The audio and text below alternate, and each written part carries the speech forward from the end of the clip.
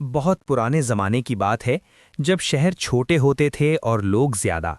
जब ज़िंदगी धीमी चलती थी और इंसान अपनी पहचान अपने काम और किरदार से बनाता था। उन दिनों एक छोटा सा कस्बा था, जो दो पहाड़ियों के दरमियान बसा हुआ था। कस्बे के गिर्द खेतों की हरियाली थी, नीले आसमान के नीचे मेहनती लोग रहते थे, और सुबह के वक्त मस्जिद की आज़ान और मंदिर के घंटे एक साथ फिज़ा में गूंज जाते थे। उस कस्बे का नाम गुलाबाद था। गुलाबाद में हर किस्म के लोग रहते थे। कोई गरीब था, कोई अमीर, कोई किसान था, कोई ताजिर, मगर ज्यादातर लोग एक दूसरे को जानते पहचानते थे। यहीं एक आदमी रहता था, जिसका नाम करीम बख्श था। करीम बख्श ज्यादा अमीर नहीं था, मगर गरीब भी नहीं कहलाता था। उसके पास थोड़ी सी जमीन थी, एक पुराना सा घर और बाजार में छोटी सी दुकान, जहां वो अनाज और रोजमर्रा का सामान बेचता था। करीम बख्श जवानी में बहुत मेहनती था। सुबह फज्र से पहले उठता, नमाज पढ़ता, फिर दुकान खोलता और शाम तक काम करता रहता। लोग उसकी ईमानदारी की मिसाल दिया करते थे। वो नाप तोल में कमी नहीं करता था और ना ही झूठ बोलता था। इसी वजह से लोग दूर दूर से उसकी दुकान पर आते थे। मगर वक्त के साथ साथ इंसान के दिल में कुछ ख्वाहिशें भी पैदा होती रहती हैं। करीम बख्श के दिल में भी धीरे धीरे लालच ने जगह बनाना शुरू कर दी। पहले ये लालच बहुत छोटी सी थी, इतनी कि खुद करीम बख्श को भी महसूस न हुई। वो सिर्फ इतना सोचता था कि अगर उसके पास थोड़ा और पैसा होता तो जिंदगी ज्यादा आसान हो जाती। उसकी बीवी जैनब एक समझदार औरत थी। वो अक्सर कहा करती थी कि जो मिल गया है उस पर शुक्र करो, लालच इंसान को अंधा कर देता है। करीम बख्श मुस्कुराकर बात टाल देता और कहता कि वो सिर्फ अपने बच्चों के बेहतर मुस्तकबिल के लिए सोच रहा है। करीम बख्श के दो बच्चे थे, एक बेटा जमील और एक बेटी आमिना। जमील अभी छोटा था और बाप के साथ दुकान पर बैठता था। वो अपने बाप को देखकर सीखता कि कैसे ग्राहक से बात की जाती है और कैसे वजन तोल होता है। आमिना घर में माँ का हाथ बताती और सिलाई का काम सीखती। कस्बे में एक और आदमी भी रहता था, जिसका नाम शरफुद्दीन था। शरफुद्दीन बहुत अमीर था और उसकी शोहरत उसकी होशियारी और चालाकियों की वजह से थी। लोग कहते थे कि शरफुद्दीन को सिर्फ पैसा चाहिए, चाहे किसी का नुकसान हो या फायदा। वो अक्सर लोगों को कर्ज देता और फिर उनसे जमीन या घर छीन लेता। करीम बख्श पहले शरफुद्दीन से दूर ही रहता था, मगर जब उसके दिल में लालच ने जरा गहरी जड़ पकड़ी तो उसकी बातें शरफुद्दीन की बातों से मिलती जुलती लगने लगीं। शरफुद्दीन अक्सर दुकान पर आता और बैठकर बातें करता। वो कहता कि अगर करीम बख्श थोड़ा रिस्क ले तो बहुत ज्यादा कमा सकता है। एक दिन शरफुद्दीन ने कहा कि शहर के बाहर एक नया बाजार लगने वाला है। अगर करीम बख्श अपना सारा पैसा वहां अनाज खरीद कर लगा दे तो कुछ ही महीनों में डबल हो सकता है। करीम बख्श ने पहले इनकार किया, मगर शरफुद्दीन ने ऐसी बातें की कि उसके दिल में लालच और भर गई। उस रात करीम बख्श देर तक सो न सका। उसके दिमाग में सिर्फ पैसा घूम रहा था। वो सोचता रहा कि अगर उसके पास ज्यादा दौलत हो तो लोग उसकी इज्जत और ज्यादा करें, बच्चों का मुस्तकबिल रोशन हो और कोई कमी ना रहे। जैनब ने उसके चेहरे पर परेशानी देखी और पूछा कि क्या बात है, मगर करीम बख्श ने कुछ न बताया। अगली सुबह करीम बख्श ने अपनी थोड़ी बहुत जमा पूंजी निकाली और शरफुद्दीन के पास चला गया। शरफुद्दीन ने मुस्कुराते हुए उसका खैर मकदम किया और कहा कि यह फैसला उसकी जिंदगी बदल देगा। करीम बख्श के हाथ कांप रहे थे, मगर उसने पैसा शरफुद्दीन के हवाले कर दिया। शुरू के चंद हफ्तों में वाकई लगने लगा कि फैसला सही था। करीम बख्श को मुनाफा मिलने लगा और उसकी आंखों में चमक आ गई। वो पहले से ज्यादा खर्च करने लगा, महंगे कपड़े पहनने लगा और लोगों को दिखाने लगा कि वो भी किसी से कम नहीं। मगर लालच कभी भरती नहीं, वो सिर्फ और मांगती है। करीम बख्श ने सोचा कि अगर थोड़ा सा और पैसा लगा दिया जाए तो और ज्यादा मुनाफा हो सकता है। उसने अपनी जमीन गिरवी रख दी और फिर से शरफुद्दीन के पास चला गया। जैनब ने बहुत मना किया। उसने कहा कि जो मिल रहा है उस पर कनात करो, मगर करीम बख्श ने उसकी बात ना सुनी। उसके दिल पर लालच का पर्दा पड़ चुका था और उसे सिर्फ पैसा नजर आ रहा था। यहीं से करीम बख्श की जिंदगी का वो मोड़ शुरू होता है जहां से वापसी मुश्किल हो जाती है और जहां इंसान को अपने किए का हिसाब देना पड़ता है। वक्त गुजरता गया और करीम बख्श की सोच में तब्दीली आती चली गई। पहले जो आदमी हर बात में सोच समझ से काम लेता था, अब वो हर फैसला जल्दबाजी में करने लगा। उसे लगता था कि अगर एक मौका हाथ से निकल गया तो शायद दोबारा न मिले। इसी डर और लालच ने उसके दिल को बेचैन कर दिया था। बाजार में लोग उसकी तब्दीली महसूस करने लगे। वो जो पहले मुस्कुराहट के साथ ग्राहक से बात करता था, अब चेहरे पर हमेशा फिक्र और हिर्स के निशान होते। वजन तोल में भी कभी कभी हल्की सी कमी कर देता और जब कोई पूछता तो गुस्से से जवाब देता। जमील जो हर रोज बाप के साथ दुकान पर होता था, ये सब देखकर चुप रहता, मगर उसके दिल में सवालात उठने लगे। एक दिन कस्बे में खबर फैली कि शहर के बाहर वाला बाजार अचानक बंद हो गया है। वहां का अनाज सस्ता बिक रहा था और ताजिरों को नुकसान उठाना पड़ रहा था। करीम बख्श का दिल धक से रह गया। वो फौरन शरफुद्दीन के पास भागा, मगर उसका घर बंद था। पता चला कि शरफुद्दीन शहर चला गया है और किसी को नहीं पता कब वापस आएगा। करीम बख्श के हाथ पांव ठंडे पड़ गए। उसका लगाया हुआ पैसा, जमीन गिरवी, सब कुछ दांव पर लग चुका था। रात को घर आया तो ज़ैनब ने उसके चेहरे पर पहली दफ़ा असली डर देखा। वो चुपचाप चरपाई पर बैठ गया और आंखों से आंसू बहने लगे। ज़ैनब ने पूछा, मगर वो कुछ कह ना सका। कुछ दिन बाद शरफुद्दीन वापस आया। करीम बख्श उसके पास गया और पैसे का पूछा। शरफुद्दीन ने ठंडे लहजे में कहा कि बाजार में घाटा हो गया है और फिलहाल पैसा वापस मिलना मुश्किल है। अगर चाहो तो और पैसा लगा दो, शायद नुकसान पूरा हो जाए। ये सुनकर करीम बख्श के कानों में जैसे सीटी बजने लगी। उसके पास और पैसा था ही नहीं। घर की चीज़ें, बीवी के जेवर, सब कुछ याद आया। लालच ने उसके दिल में फिर से सर उठाया और उसने वो फैसला कर लिया जो उसे बिल्कुल बर्बादी की तरफ ले जाने वाला था। उसने ज़ैनब के जेवर छुपकर बेच दिए और पैसा शरफुद्दीन को दे दिया। जब ज़ैनब को पता चला तो उसने बहुत रोया। उसने कहा कि ये सिर्फ पैसे का नुकसान नहीं, भरोसे का भी कत्ल है। करीम बख्श शर्मिंदा तो था, मगर अब वापसी का रास्ता बंद लग रहा था। कस्बे के बुजुर्ग हाजी रशीद अक्सर मस्जिद के बाद लोगों को नसीहत किया करते थे। उन्होंने एक दिन करीम बख्श को बुलाया और कहा कि लालच का अंजाम हमेशा दुख होता है। मगर करीम बख्श ने सिर्फ सर हिला दिया। उसके कान नसीहत सुनने के लिए तैयार नहीं थे। फिर वो दिन आया जब शरफुद्दीन ने साफ कह दिया कि पैसा डूब चुका है, ज़मीन उसकी हो चुकी है और अगर कर्ज उतारना है तो घर भी बेचना पड़ेगा। करीम बख्श की दुनिया अंधेर हो गई। वो घर आया और ज़मीन पर बैठकर सर पकड़ लिया। जमील ने पहली दफ़ा बाप को इतना मजबूर देखा। उसने कहा कि अब्बा, अल्लाह पर भरोसा रखें। अमीना चुपचाप माँ के साथ बैठी रोती रही। ज़ैनब ने अपने आंसू पूछे और कहा कि घर चला जाएगा, ज़मीन चली जाएगी, मगर अगर ईमान और किरदार बच गया तो सब कुछ दोबारा मिल सकता है। करीम बख्श को उस वक्त अपनी बीवी की बात समझ नहीं आई। उसके दिमाग में सिर्फ ये था कि लोग क्या कहेंगे, इज्जत का क्या होगा और वो कैसे जिंदा रहेगा। लालच ने उसे सिर्फ पैसा कमाना सिखाया था, जीना नहीं। घर और ज़मीन चली गई। करीम बख्श को कस्बा छोड़कर पास के गांव में रहना पड़ा। वहाँ वो मजदूरी करता और दिन भर मिट्टी में हाथ घुसाकर काम करता। जिस आदमी के पास कभी अपनी दुकान थी, आज वो दूसरों के लिए काम कर रहा था। मगर ज़िंदगी का एक कानून है कि जब इंसान सच्चे दिल से पशेमान होता है तो ऊपर वाला उसके लिए रास्ता खोल देता है। करीम बख्श के दिल में धीरे धीरे नदामत ने जगह बना ली। वो हर रात दुआ करता और अपनी गलतियों पर रोता। जमील जवान होने लगा। उसने गांव में पढ़ाई के साथ साथ लोगों की मदद करनी शुरू की। उसका इखलाक और मेहनत देखकर लोग इज्जत करने लगे। अमीना ने सिलाई सीखकर घर का खर्चा संभालना शुरू किया। ज़ैनब ने सब्र का दामन नहीं छोड़ा। वक्त में फिर से करवट ली। करीम बख्श ने सीख ली थी कि लालच इंसान को सब कुछ सिखा सकती है सिवाय सुकून के। अब वो कम बोलता, ज़्यादा काम करता और जो मिलता उस पर शुक्र करता। मगर कहानी यहीं ख़त्म नहीं होती, क्योंकि असली इम्तिहान अभी बाकी था, जब किस्मत ने फिर से करीम बख्श को दौलत और फैसले के बीच खड़ा कर दिया। गांव में रहकर कई साल गुजर गए।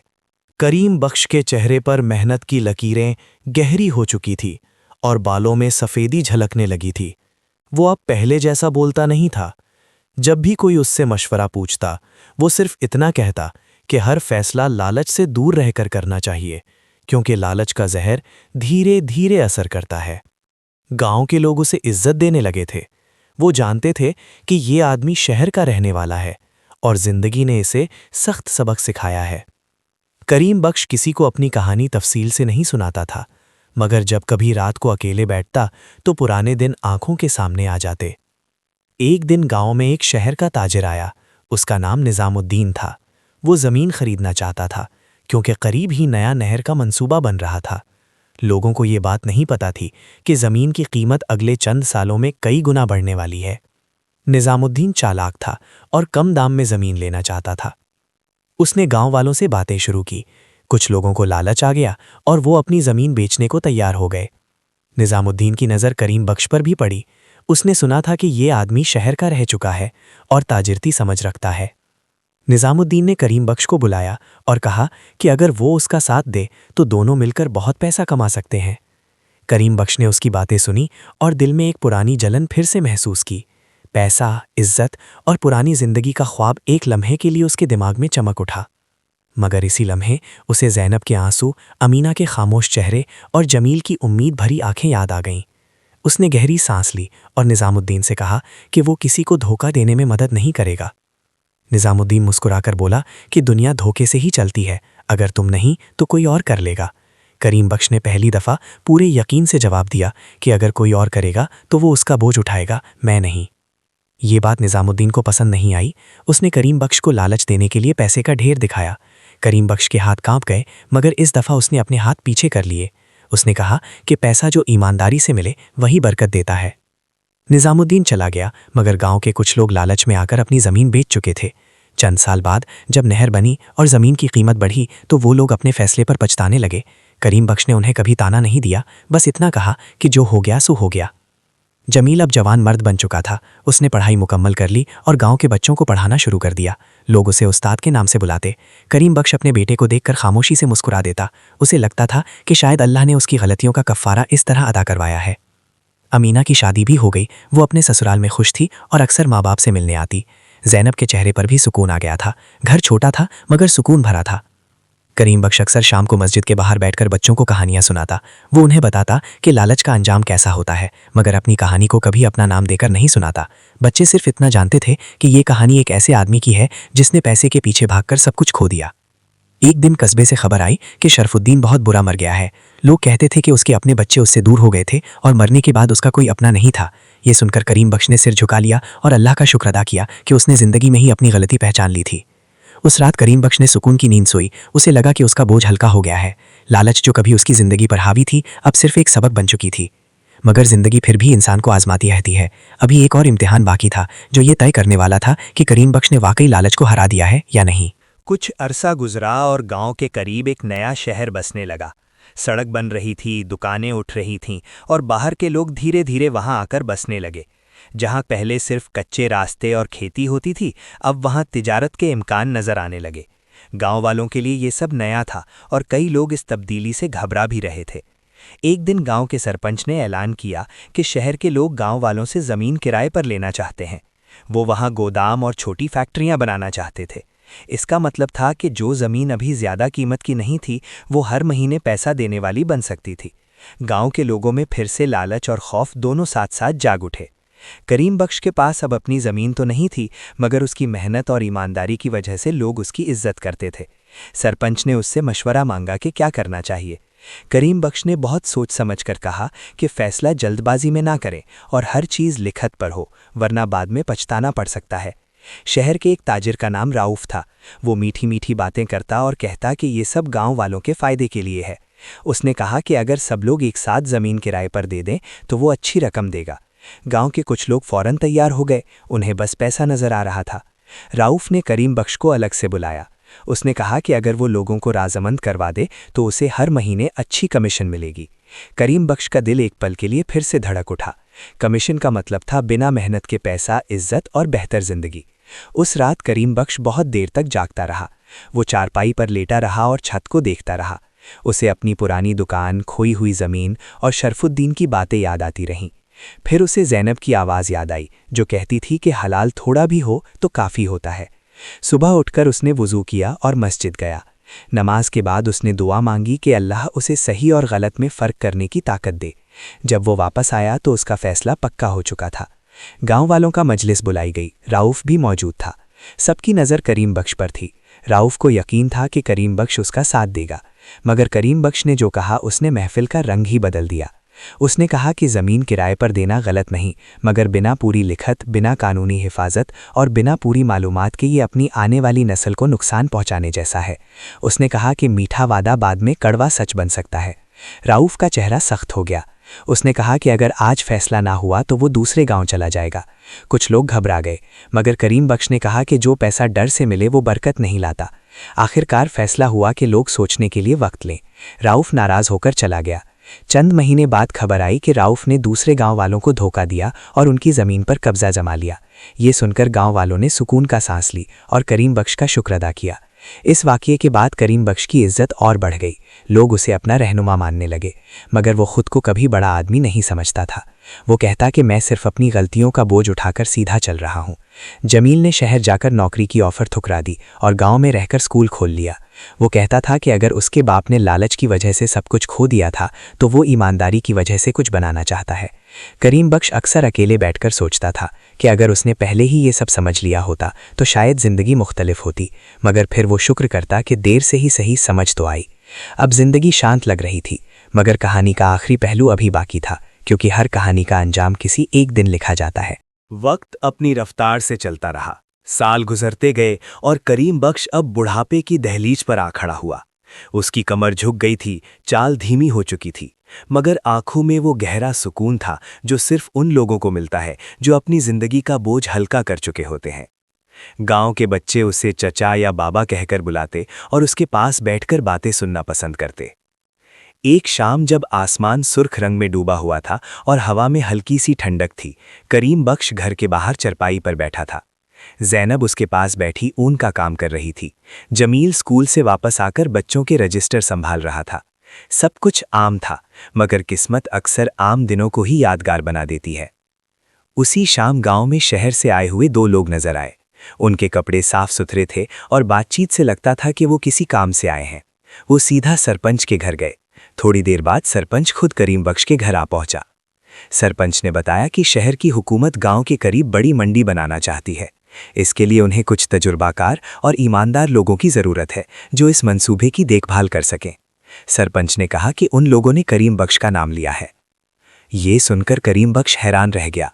उसने कहा कि मैं अब इस काबिल नहीं कि इतना बड़ा काम संभाल सकूं। मगर सरपंच ने कहा कि उन्हें सिर्फ उसका मशवरा और रहनुमाई चाहिए ताकि कोई गरीब धोखे का शिकार ना हो। करीम बख्श रात भर सोचता रहा।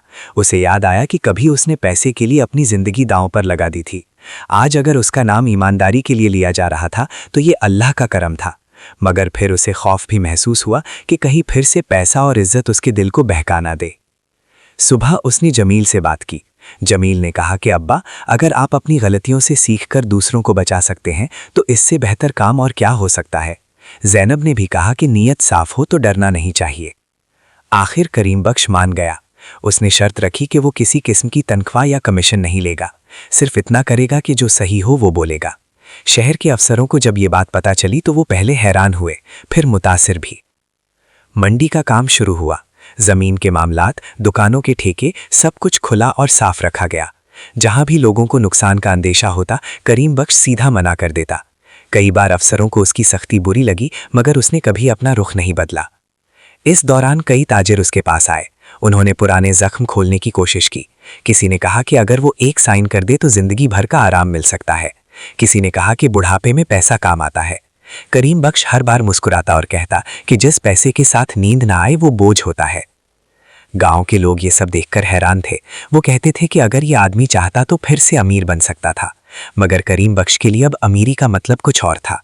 उसके लिए अमीरी ये थी कि उसका बेटा ईमानदारी से तालीम दे रहा है, उसकी बेटी खुश है और उसकी बीवी सुकून से सांस ले रही है। मंडी मुकम्मल हुई। गांव और करीबी इलाकों के लोगों को काम मिला। कई गरीब लोग जो पहले सिर्फ 2 वक्त की रोटी के लिए तरसते थे, अब अपना गुजारा इज्जत के साथ कर रहे थे। सब लोग इसका क्रेडिट करीम बख्श को देते थे, मगर वो हमेशा कहता कि ये सब अल्लाह का करम है। कुछ महीने बाद एक अजीब इत्तेफाक हुआ। शहर के एक पुराने बैंक से खबर आई कि करीम बख्श के नाम पर एक पुराना अकाउंट था जिसमें काफ़ी रकम जमा थी।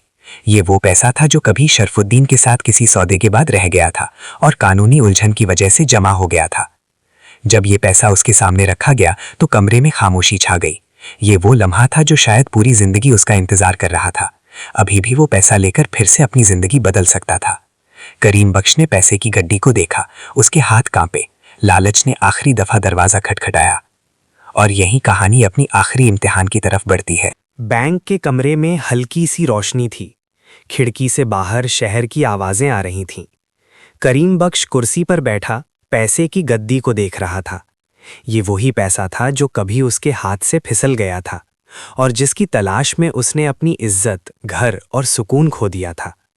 आज वही पैसा खुद चलकर उसके पास वापस आ गया था। बैंक के क्लर्क ने कहा कि कानूनी तौर पर यह पैसा अब करीम बख्श का है, जो चाहे करें। ये सुनकर उसके दिल में एक अजीब सी हलचल मच गई। एक लम्हे के लिए उसने खुद को फिर से गुलाबाद की दुकान में खड़ा देखा, लोगों की भीड़, पैसे की खनक और अपनी पुरानी शान। मगर फिर उसने अपनी झुकी हुई कमर महसूस की, अपने कांपते हाथ देखे और दिल से एक आवाज़ आई कि अब वो करीम बख्श नहीं रहा जो सिर्फ पैसे के लिए जीता था। उसने क्लर्क से कहा कि मुझे एक दिन का वक्त चाहिए। घर लौटकर उसने पैसे का जिक्र ज़ैनब और जमील से किया। ज़ैनब ने सिर्फ इतना कहा कि जो फैसला दिल के सुकून से हो वही सही होता है। जमील खामोश रहा। वो जानता था कि ये उसके बाप की ज़िंदगी का सबसे मुश्किल इम्तिहान है। उस रात करीम बख्श ने ज़िंदगी में पहली दफ़ा खुद से सच बोलने की कोशिश की। उसने याद किया कि जब पैसा उसके पास था तो उसके दिल में सुकून नहीं था, और जब कुछ भी नहीं था तब भी उसने ज़िंदगी जी ली। उसने अपने रब से दुआ की कि उसे गलत फैसले से बचा ले। अगली सुबह वो बैंक वापस गया। क्लर्क और दूसरे लोग इंतज़ार कर रहे थे कि देखें ये बुढ़ा आदमी क्या करता है। करीम बख्श ने कहा कि वो ये पैसा अपने लिए नहीं रखेगा। उसने कहा कि इस पैसे से गांव के लिए एक मुस्तकिल वक्फ बनाया जाए, जहां से गरीब बच्चों की तालीम, बीमार लोगों का इलाज और बेरोज़गार जवानों के लिए काम का बंदोबस्त हो। लोग हैरान रह गए। क्लर्क ने पूछा कि आप अपने लिए कुछ भी नहीं रखेंगे? करीम बख्श ने मुस्कुराते हुए कहा कि जो चीज़ कभी मेरी ज़िंदगी को तबाह कर चुकी हो, मैं उसे अपनी आखिरी सांस का बोझ नहीं बनाना चाहता। ये खबर गांव और शहर में फैल गई। लोगों ने इस फैसले को पागलपन भी कहा और नेकी भी, मगर करीम बख्श को परवाह नहीं थी। उसके लिए सबसे बड़ी दौलत वो सुकून था जो उसके सीने में उतर चुका था। वक्फ का काम शुरू हुआ। जमील ने उसकी जिम्मेदारी संभाली। स्कूल बढ़ा, दवाखाना बना और कई घरों के चूल्हे जलने लगे। करीम बख्श दूर से ये सब देखता और दिल ही दिल में शुक्र करता। कुछ अरसा बाद करीम बख्श बीमार पड़ गया। उम्र और मेहनत ने अपना असर दिखा दिया था। वो चारपाई पर लेटा अक्सर आंखें बंद करके पुराने दिन याद करता, मगर अब यादों में दर्द कम और सबक ज़्यादा होता था। एक दिन उसने जमील को पास बुलाया और कहा कि बेटा, अगर मेरी ज़िंदगी से कुछ सीखा है तो वो ये कि लालच इंसान को सब कुछ देकर भी खाली कर देता है, और कनात इंसान को खाली हाथ भी अमीर बना देती है। जमील की आंखों में आंसू आ गए। ज़ैनब ने उसका हाथ पकड़ा। करीम बख्श ने कमज़ोर सी मुस्कुराहट के साथ उसे देखा और आंखें बंद कर ली। उसकी सांस धीरे धीरे हल्की होती गई और फिर एक लम्हे में थम गई। गांव के लोगों ने उसे खामोशी और इज्जत के साथ दफन किया। कोई शोर नहीं था, कोई दिखावा नहीं, मगर हर दिल में एक कहानी जिंदा थी। एक कहानी जो ये सिखा गई कि लालच बुरी बला है। सालों बाद भी जब कोई बच्चों को ये कहानी सुनाता तो कहता कि एक आदमी था जो गिर कर उठा और उठकर इतना सीधा चला कि दूसरों के लिए रास्ता बन गया।